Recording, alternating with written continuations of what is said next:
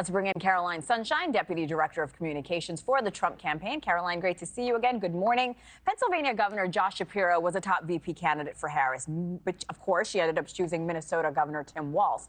Now, while the former President Trump was in Pennsylvania just this weekend, he told rallygoers the only reason Harris didn't pick Shapiro was because of his Jewish faith. What's the strategy here for Trump, especially considering Harris's husband is Jewish? Well, I might also remind you that President Trump has family members who are Jewish. His daughter and her husband and their grandchildren are Jewish. It has nothing to do with that. He was simply just pointing out an observation on Kamala Harris's calculations of, picking her VP selection. It's not a secret that the Democrat Party has had great tension over this issue of Israel and Gaza. You can see there are hundreds of thousands of pro-Palestinian protesters who are descending on that convention in the DNC this week for that very reason, because the Democrat Party has really failed to stand with our ally Israel, unlike President Trump did when he was in office. When President Trump was in office, we had peace deals being signed in the Middle East with Israel and with Middle Eastern countries for the first time under the Abraham Accords. We also had the U.S. Embassy being moved to Jerusalem. And more importantly, we had peace around the world because our country projected strength and respect. And that's the best form of deterrence that there is. I might also add, you're seeing those protests at the DNC, and I'm seeing walls and perimeters being put up to keep those protesters out and to keep people safe. Pretty interesting that the DNC seems to think that walls and perimeters work to secure their convention, but not to secure our southern border. It seems a lot like rules and walls for me, but not for thee. Caroline, the New York Post reporting Donald Trump says there's never been a more dangerous time for Jews in the U.S. since the Holocaust. This is powerful language. Could this backfire for our former president and alienate those Jewish voters?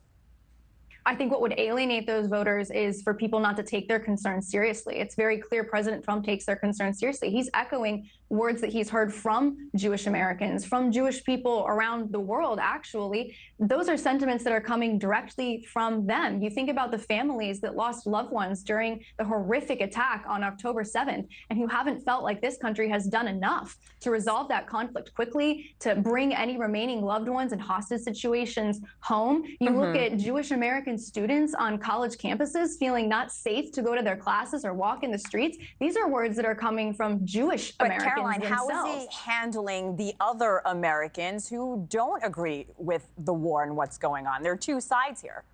But I want to just finish a point about that rhetoric. President Trump is highlighting the sentiment among Jewish Americans and from Jewish people themselves. I think that's the best way you could honor their concerns, to bring light to them. And again, I think it is not an exaggeration that many Jewish Americans and many Jewish people around the world, I want to be very clear, do feel like these are the most dangerous times. Certainly, you think about young Jewish Americans, certainly they would feel these are the most dangerous times in their lifetime. When you don't feel safe to show up to your place of work or show up to your place of learning, we can't have that. And we had that with President Trump's projection of strength and leadership. Peace through strength is what keeps America safe. It's what keeps the world at peace, unlike the war that we've seen now. As President Trump has said, he would resolve those hostage negotiations quickly. And he has a track record of doing it, as we saw. There are more hostages that need to be brought home. They're not going to be brought home if they see the weakness that we've continued to see in the Oval Office with Joe Biden and Kamala Harris. Caroline, President Trump is a negotiator, and he's the deal maker in chief, and that's what he'll be again. I'm running out of time.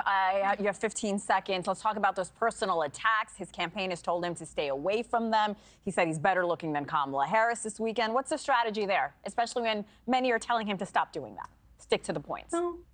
No, President Trump is the leader of this campaign. We take our directives from him, not the other way around. We are not the Kamala Harris campaign. We don't control our candidate. We don't hide our candidate from the media. We let President Trump be President Trump. Some people might say sometimes President Trump is politically incorrect, but what we find more than often is that that's what voters love most about him. We will leave it As there. President Trump said before, we don't have time to be politically correct. Neither does this country. Caroline Sunshine, thank you so much. Thanks for watching, everybody. Go to joinnn.com to find NewsNation on your television provider. Also, don't forget to click that red subscribe button below to get more of NewsNation's fact-driven, unbiased coverage.